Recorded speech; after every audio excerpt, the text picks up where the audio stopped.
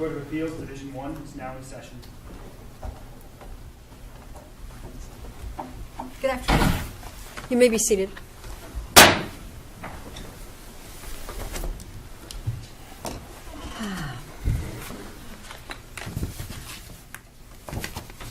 right.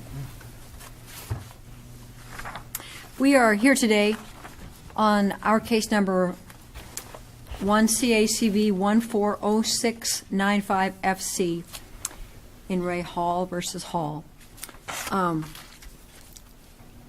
Counsel, as you know, each side's allotted 20 minutes for your argument.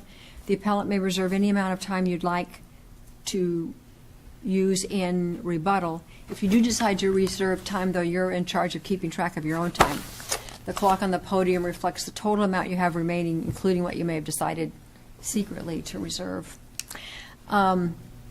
We record these proceedings, so when you approach the podium and for the appellant each time, we'd appreciate it if you would give us your name and the name of your client. We've discussed this case in our conference. We've also reviewed, obviously read the briefs. We've read the transcript of the proceeding, and we've reviewed the evidence of the payments made over time. We've closely looked at the trial court order at issue. So, with that, you may proceed. Thank you, Your Honor. 30 years ago, I became a lawyer in Arizona for the first time. It's been 30 years, and in that 30 years, this is only my second time here. So it's an honor to be here, and thank you for having me.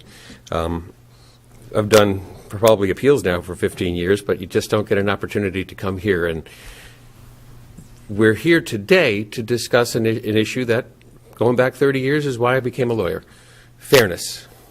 Being fair, not doing harm, and doing justice. And that's what this case is about.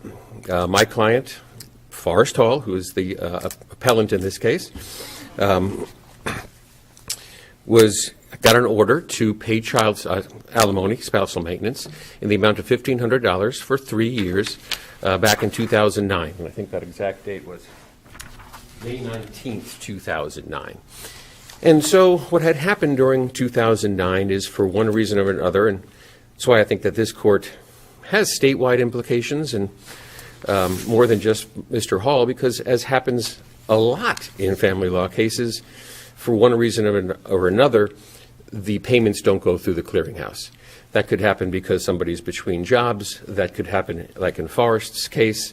And I assume your position is that the judge can't just say, if it didn't go through the clearinghouse or have some other special mark on it, I'm not giving you credit for it. That's correct. That is our position. What are the other criteria, and what is that based on? It's based upon, again, fairness, because this will happen a lot where a spouse who needs to make payments is not going through the clearinghouse, they just don't know. And in this case, one of the criteria is just public policy. She would call him and say, I need money today. And I guess he could have, would have, should have, in hindsight, written a check, added an extra $5 for the $30 he paid that day, but she needed money today for food, so he would simply go to the bank, and most of these are bank transfers where he simply transferred money directly into her account so that she could have it today. So principles of fairness, to say if he's making a payment, the first thing, any payment that he makes should go toward his obligation, court-ordered obligation of spousal maintenance. Can he agree at some point after the fact that he, in one particular month, that he's going to pay an additional sum for some reason? Yes, he did it. I mean, after he was being withheld again? After he's being withheld again, and if a month, let's say a child needs braces and mother is going to pay for that, if he gives her a check, would that count against spousal maintenance?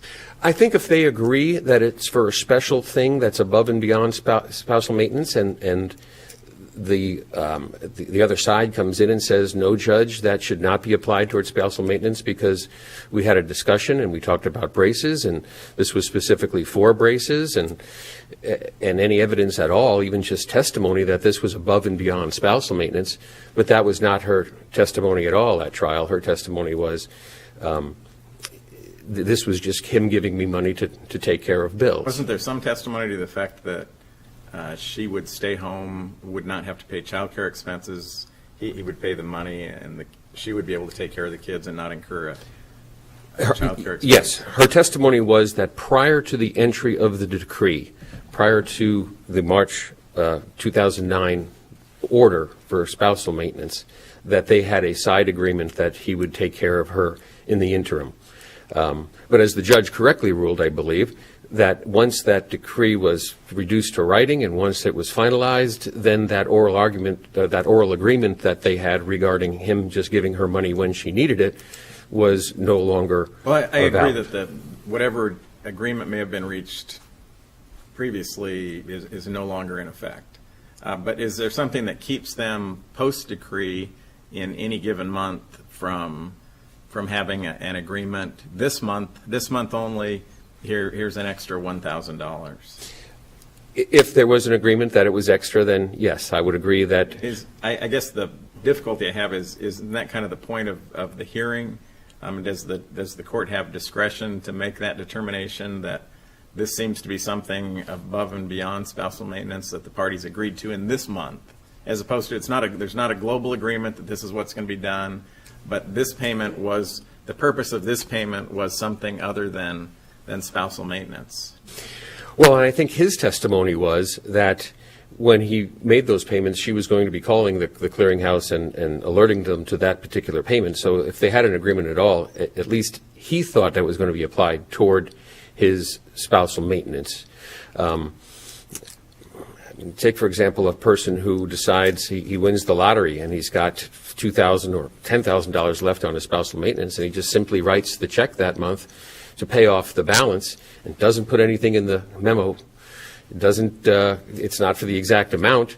Should he not say, I'm finished? Or I guess the I judge's agree there's discretion. a basis for that, but in reviewing for an abuse of discretion, if there are credibility determinations that are being made, I would certainly agree that if the court concludes that this payment was made to satisfy a spousal maintenance agreement, that there would certainly be a basis to affirm that. But if the court came to a different conclusion, and if there was evidence to support that maybe it wasn't, that it was for some reason other than spousal maintenance, do we have to defer to the trial court? Well, this is why I believe that it was an abuse of discretion in this case, because there would need to be specific findings as the court went down the list, which was Exhibit 151, and, for example, just saying, okay, that first $50, what was that for? And that second, and if she had said at any time, oh no, that was my birthday, and here's the card, and he sent me a birthday present, or this was an agreement we had because this was for braces, but she never testified to that, so I don't believe it's a credibility issue. It's not the judge would have to weigh the testimony and the credibility of the witnesses, because the witnesses were all on the same page. She never said it was a gift. She never said it was for payment of a tea set or does it get there if she says it's for child care in lieu of you working, if you'll stay at home and take care of the kids? Does that get her there? I don't think that gets her there because it's $10,000. That's a lot of money in child care, and unless they had an agreement, I think her testimony was at times she would watch him, but she didn't say that they sat down, you're going to pay me $20 an hour for your child care. It might get her there if there were credible testimony to support that, but she just simply said, oh no, I thought it was for child care. But there was no agreement as to a dollar amount. And we're talking, in this period, $10,000, and she certainly didn't give any evidence that she watched the children, even at $10 an hour, for that many hours. I mean, the problem I'm having with the order is that the court said, the court does not find that the parties had an agreement that father would pay to mother additional funds. Now, that could mean no global agreement, fine. but I guess, I mean, I don't know what the court meant. That's the problem. I don't know why didn't the court give credit for the other payments? I mean, it looks like, and we've made our own little spreadsheet of them, show them over time. It looks like many of the payments that weren't credited were made in August and September and October of '09, when the husband was otherwise current. Now, could we infer that the court found that there was an agreement made in those months, or that husband intended in those months that these payments would be over and above what I ordinarily owe for whatever reason? Could we find that? I just don't think that there are enough facts on the transcript or on the record to support that finding, if that were indeed what he was thinking, because what Father said was she would call, she needed some extra money. And her testimony, even out of her own mouth, was it went for my gym membership. I paid my mortgage with that money. I paid some bills with that, things that normally people would use spousal maintenance for. So I don't think there was a finding. But I agree with you that the judge's decision was confusing, because the two that he applied credit for were those where there was a memo, which is odd because memos don't have any legal binding effect. And why? I mean, it would be hard for people to give advice to their client, well, write alimony in the memo section. And then the other one he gave him credit for was if it was the exact amount of what was due that month, which I think is also... It's not even clear what that is from the, I don't see an exact amount. It was $1,500. That was he was supposed to pay, so he gave him credit for $1,500, which is funny. In the transcript, that was the one payment that when I was direct examining my client, he said, oh, no, you know what, I just went to the ATM and took $1,500 out. And I said, well, let's scratch that one from the list because I can't prove you gave that to Ms. Hall. So that's the one he headed back in. Do you think, are we dealing in your view with, in other words, are you arguing that the judge erred in his arithmetic, or that he committed a legal error by not awarding credit for undisputed payments? That he made a legal error and not crediting him with all of the payments that were made in '09 post-decree. Pre-decree, that's arguable. I mean, I can see why he didn't do pre-decree. They had that oral agreement, and that's $650. Well, I phrase it as a legal error. I don't know if that's a legal review, a de novo review by us, or if that's a abuse of discretion review by us for not crediting what I'll call undisputed payments. Do you have any comment on whether we're reviewing that de novo or the more deferential abuse of discretion? Well, arguably, my position is that it is an abuse of discretion, but arguably it could be reviewed de novo in that there's really no guidance in the statute as to what to do and where the burdens lie. The statute itself says any direct payments not paid through the clearinghouse, and I'm reading from ARS 25510G, allowed by the court shall be applied to arrearages. So allowed by the court is the language that what guidance... That modifies any direct payments? Yes. Allowed by the court does? Okay. And so what criteria does the court use to allow it? And the criteria the court should use is if the other side, I think that the burden then shifts to the other side to say, okay, I prove that I made the payment. I know I have to prove I made the payment. Then the burden, I believe, shifts to the other side to say, wait a minute, that payment was because I sold you my car. Remember, here's the sales receipt. Or it was a birthday gift, or we agreed that this month you'd give me a little bit more because I'm real hard pressed, and you wouldn't take any credit for it. Correct. So, I think the burden has to shift. So there'd be exceptions to when a payment would not be credited, would not be allowed. There would be, and I think when you read that, it has to be allowed unless the other side can come up with a good reason not to, because if the burden is on me to show not only that I made the payment, but that it was also not for gift, not for, then the burden is unfairly, I can't prove a negative. I can practice criminal law for too long, but that's why the burden's on the prosecution, because it's hard to prove a negative, and you don't want to shift that burden. If it's in the clearinghouse, it's presumed to be part of the spousal maintenance, if it goes through the clearinghouse. It's presumed. Yeah, and if in this case, husband is saying, well, I made these other payments outside the realm of the clearinghouse, I gather he would have the burden, at least initially, to prove that he made those payments.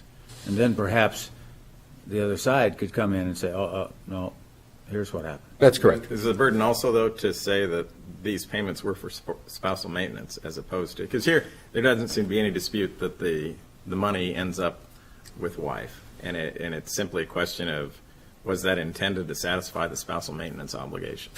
Again, that's a tough proof problem, which is why I asked him on the stand, what did you intend this to be for? And he clearly said these were all for spousal maintenance, and I went above and beyond and said, were they for gifts? And he said no, and I don't know what else I could do. Other than part of the record is, she's not disputing, she's not suggesting now that they were gifts. The only thing I was getting at all, at least from the court's order, was that it could have been for payments for child care.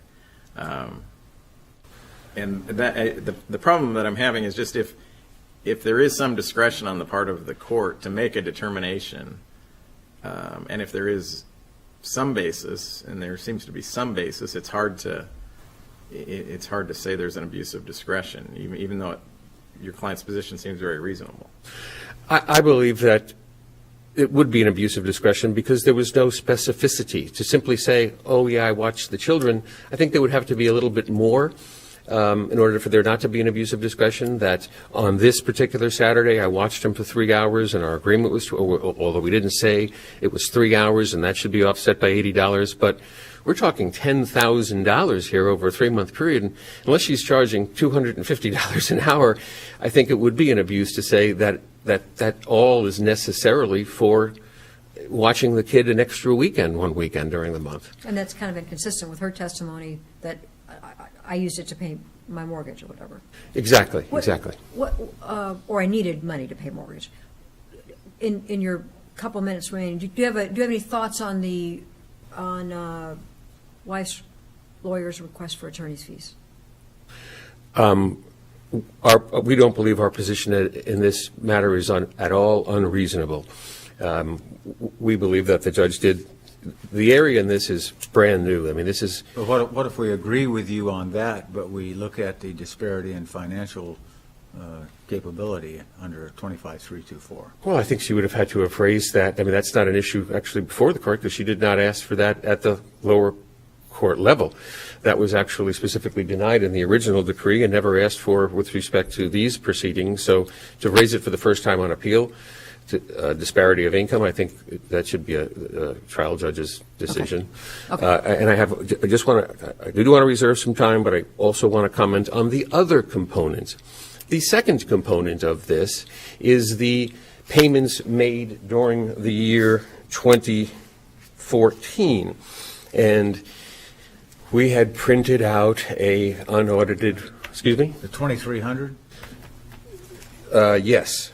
Yeah. You're talking about the payments made, but not after the clearinghouse report was cut off? Yes. After the clearinghouse report was cut off, he continued to have withholding in 2014 for these arrearages by the clearinghouse, and we didn't present an updated report, but he presented undisputed testimony that these were the payments over the last 4 months that I got withheld.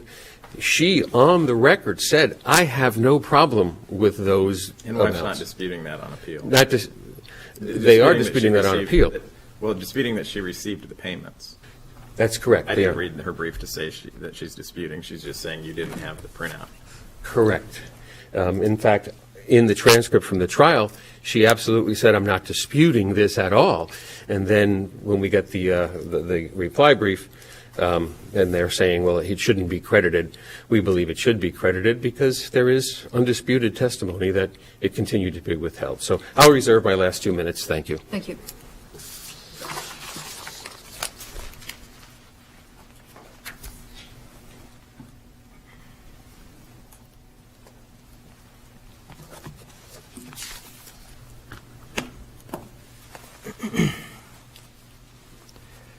Good afternoon. My name is Maxwell Mahoney with the Berkshire Law Office, and I represent the respondent appellee in this case, Melissa Hall.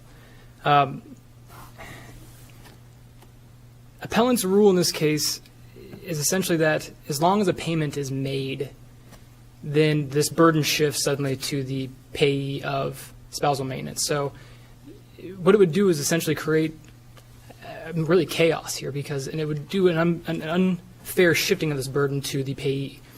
That means over the time that any kind of support payment is obligated, that the payee would have to keep track of every single payment no matter what. So if it's, hey, let's split a pair of shoes for the kids, payee has to hold that receipt because eventually she might have to prove what that payment was for. What's your best evidence for this was something other than spousal? Well, I'd say that the best evidence for the fact that this was something other than spousal is, and I think, I don't remember who said it, but during a lot of the times that these payments are in dispute, during 2009, husband was current. He was making his spousal maintenance payments, and in addition to that, he was making these other payments. So he continued to make these above and beyond payments while he was paying his actual obligation itself. So, but is there evidence? And that does, I agree that supports the position because it is, presumably wife's going to need money the next month. But this isn't a permanent award. It's going to go away after Sure. the 3 years. Sure. So presumably husband could be saying, well, I'll just get through with this sooner. But is there something where what's the best evidence that she thought it was for something other than spousal maintenance? What in her testimony? well, I'd say the testimony that she has is her recitation over and over again that, well, both of their actual testimony that we don't really know what these payments were for. We don't know what they were for. We don't know. She testified that they were for child care. She testified that they were for if the kids needed to go shopping, he would stop by and give her some cash and they'd go shopping. She testified that she did testify that they were for her gym, rent, and stuff like that. But again and again and again, there's this testimony from both sides that it was for child care, it was for these other things other than spousal maintenance. And that's, I think, what needs to be the focus here on the statutory focus on 25.510 is that it is the payor's obligation or their burden to show a specific evidentiary showing that support payments are made, not just any payment, not just this payment, these payments were made. That's not enough. It's his burden to show specifically through the evidence that those payments were support payments. So if we have the clearinghouse record, which in this case we do, and under the statute it is prima facie evidence of the actual support payments, that were made. There's no challenge to that by wife. No, there's no. Yeah, that's what was paid. Okay. That's where we're starting from. That's the starting point. Prima facie evidence. After that, it is now the payor's obligation, or I'm sorry, the payor's burden to show through specific evidentiary finding or showing that any other payment is a support payment, and he couldn't do that here. But wife's argument at trial was this wasn't support, this was an agreement. Husband agreed that whenever I needed money, he would give it to me. And the court rejected the notion that there was an agreement. So how can we find that there was an agreement that it wasn't support if the trial court found that there was no agreement? Well, I mean, I think that's kind of part of the issue here is what was it? He had an obligation under the decree. The decree said you were to pay your $1,500 through the clearinghouse. That's what he was supposed to pay. That was his obligation. That was it. Now, on top of that, though, he's paying all these other payments, all this other money in random amounts throughout time. Because she asked him to, and Well, he sure. made the payment. And she's saying to the judge, well, it's not support because he agreed it wouldn't be support. And the court said, I'm not finding any agreement. So I mean, how can we affirm if in the face of the court's finding that there was no agreement? Well, again, I think that it goes back to the burden of the obligor has the burden to show that these were support payments. But if it's not an agreed upon other payment, what could it possibly be? We don't know, though. That's the thing. We don't know. We don't know from the record. We can't tell. But what we can tell is from the statute that it was his obligation to show that it was a support payment. So we don't know what it was. What if the record, well, and correct me if the record doesn't show this, but I was thinking that the record included former husband, testifying that it was for support, and by and large, wife not contradicting that. Is am I understanding the record correctly? I don't remember seeing that in the record, that there was any indication from my client that she understood it was for support. From my understanding from the record is that. Not that she understood it was for support, but that she did not say it wasn't. Well, sure, but again, the burden is still on the payor to say this was a support payment. Well, but did he? Did he say that at trial? He said it, but he has to prove it, a specific evidentiary showing. All he showed were a bunch of bank transfers for random amounts, that none of them were an amount that was due. None of them were in a specific, I mean, we get down to the point. But does it change the analysis that she requests it? And certainly if she hadn't made any requests, then it looks like he's just deciding to do something different than what's required, maybe in addition to what's required. But if it makes it look like she's asking for an advance, and absent an agreement, and it makes it awkward for us if the court's saying there is no agreement, she's requested essentially for an advance, he makes an advance.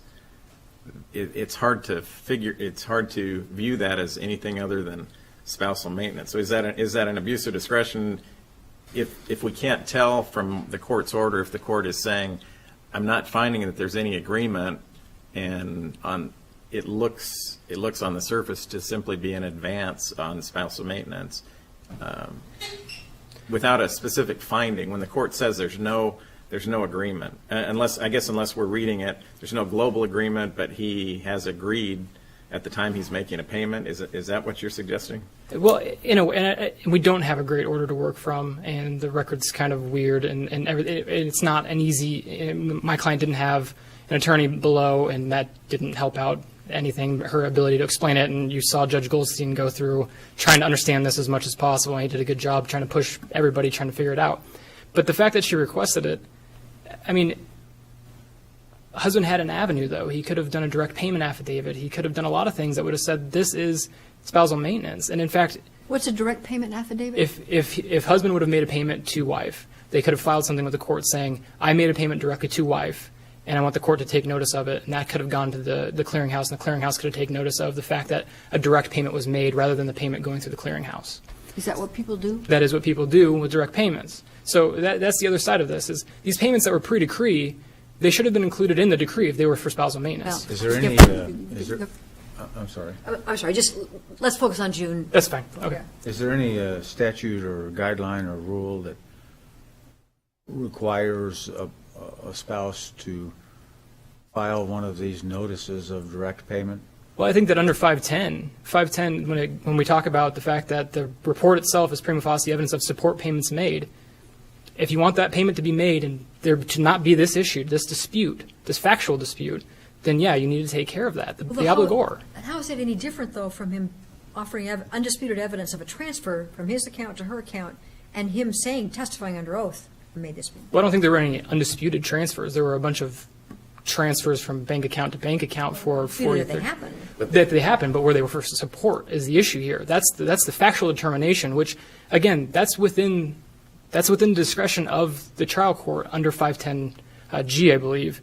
It seems like there are the two inquiries. The first one, and the main benefit going through the clearinghouse, there's absolutely no dispute about whether a payment was made, whether there's some money that has changed hands, and if father doesn't have a check, and as apparently counsel below decided not to pursue credit for something where they didn't have a canceled check, they lose the benefit of that if they don't go through the clearinghouse. But if there's no dispute that a payment was made, then it shifts to just the purpose of that. And so I'm just thinking out loud here. Yeah, sure. But I'm not sure that the prima facie case, it makes more of a difference if the parties are disputing whether any payment was made at all. And here where there's no dispute that the payment was made, it's just, what was the purpose of the payment? And I understand that, but I think that the statute still applies in that it's prima facie evidence of support payments. And again, that kind of comes back around to my first statement of, if the parties are agreeing to pay, split shoes, split trips, stuff like that, these outside of the maintenance or support things, then husband comes back and says, well, no, those were support. Well, he's got to show those were for support, rather than just saying it's undisputed that the payments were made. We spent $80 on shoes. I spent $40. But did husband get credit for any of the monies that went to pay her expenses, if she said this was to pay my insurance, this was to pay my gym membership or whatever, what's our basis for concluding that was anything other than spousal maintenance? If the court hadn't given him any credit for that, would that be an abuse of discretion? I think it would be abuse of discretion. I think this entire analysis is an abuse of discretion because this is all within the court's discretion under 510G. Does the court have discretion in a different case, not this one, but hypothetically, does the court have discretion to say, well, you didn't pay it through the clearinghouse and you didn't do a notice of direct payment, and I'm not awarding you credit for anything else? Well, I mean, 25510G does say any direct payments not paid through the clearinghouse or any equitable credits of principal or interest permitted by law or allowed by the court after a hearing shall be applied to the support arrearages as directed in the court order.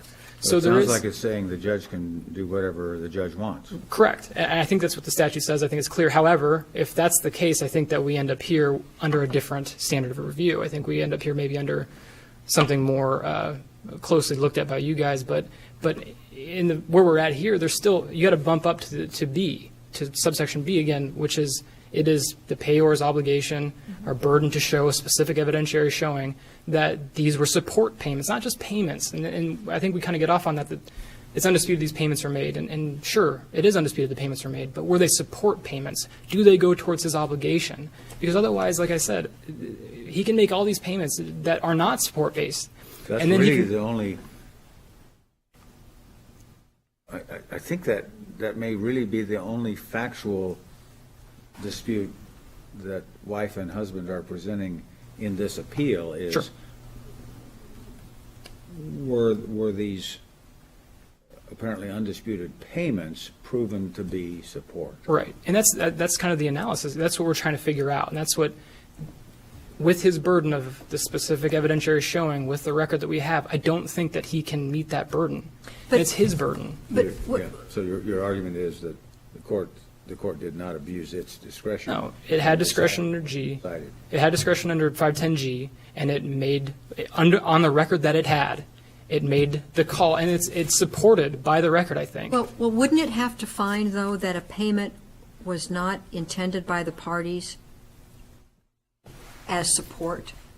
I mean, isn't that what you're arguing, that the court did not abuse its discretion by finding that the parties did not intend all these payments to be support?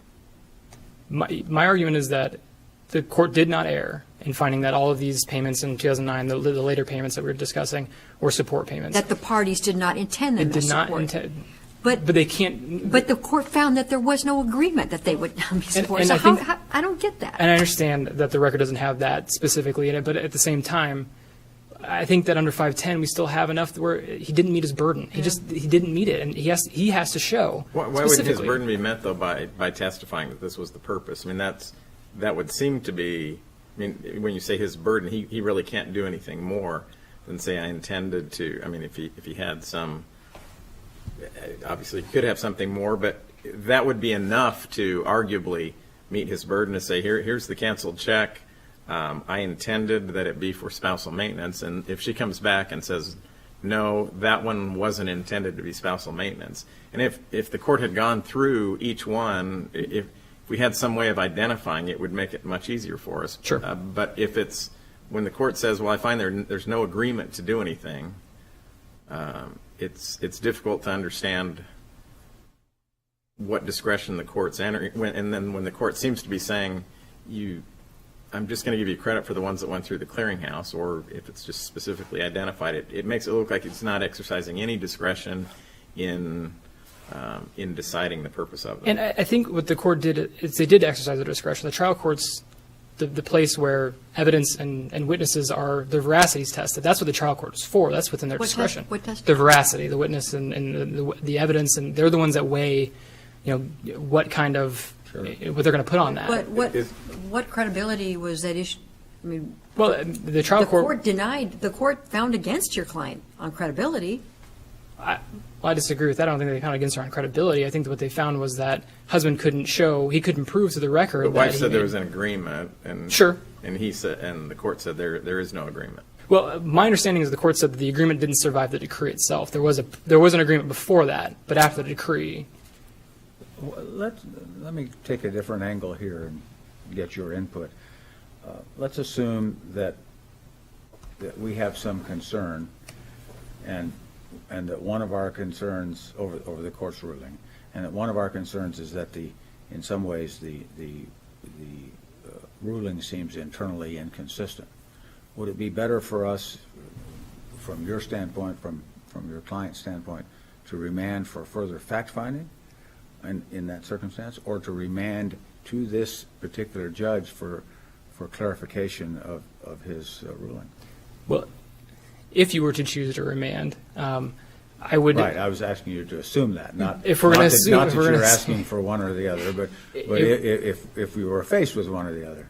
If I had to choose between the two, I think I would say back to this judge for a clarification on their order, to clarify so that we do know a little bit more, and it would be helpful to know a little bit more. And this judge, I mean, he did the trial. He had him in front of him, and as you saw in the record, he really tried to figure this out.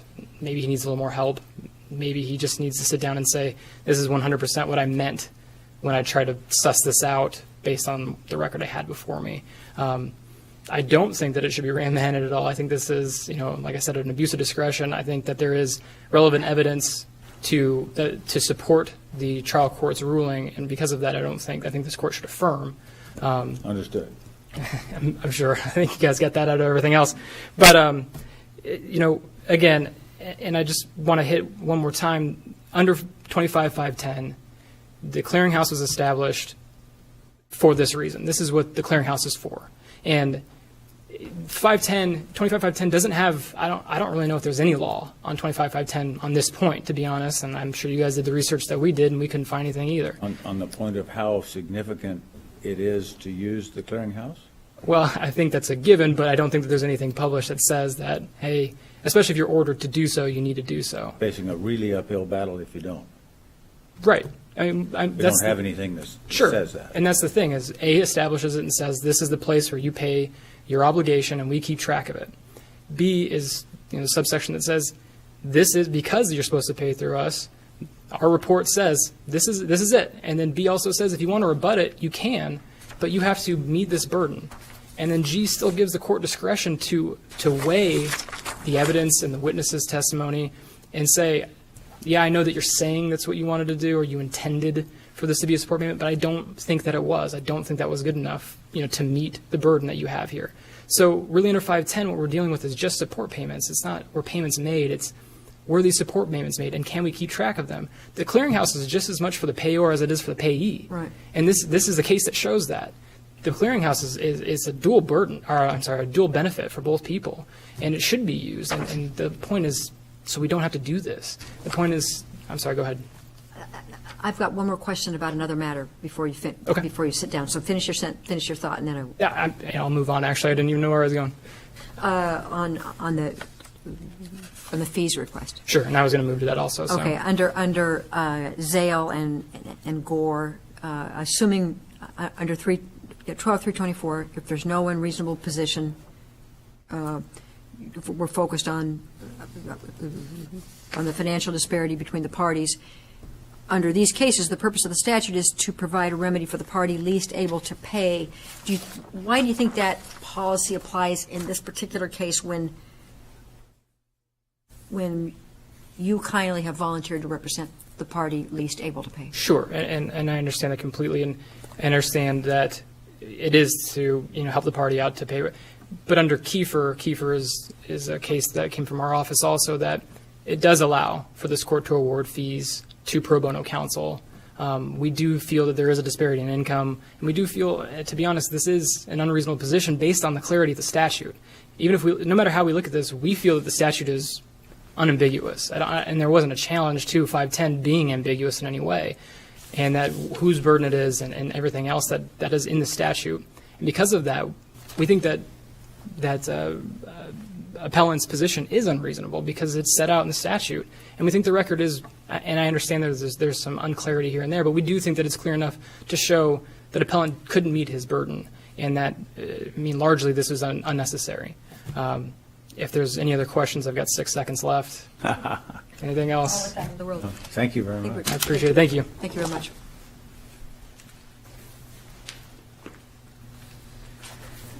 I'm going to focus very directly on the burden and the purpose of that payment. And the case that I had cited in the brief, O'Hare versus O'Hare, in answering what is it, the court in that case said it was the intent of the depositor that was controlling. So there's case law that suggests that it was my client's intent that really is controlling rather than what Mrs. Hall's belief was, because he's the one who's paying it. If I owe you $10 and I come up and give you $5, my intent was to pay you half the money I owe you, not assume that it's for some other purpose or a gift. But where he's making a payment where he's current and he's making additional payments, isn't it kind of difficult to argue this is my intent? Wouldn't it require a little bit more? Should there be a requirement that he say this? I'm anticipating that this will cover my future obligations. Isn't it a more logical assumption that I'm making an extra payment now just because I'm being generous this month? Well, I think his testimony was, and both of their testimony was, is she needed it now, and why not go ahead and advance her against future payments because she needs it now for the children. And the other thing I'd like you to look at is the Exhibit 153 itself. One of the things, there are 2 checks that he wrote that we did not claim.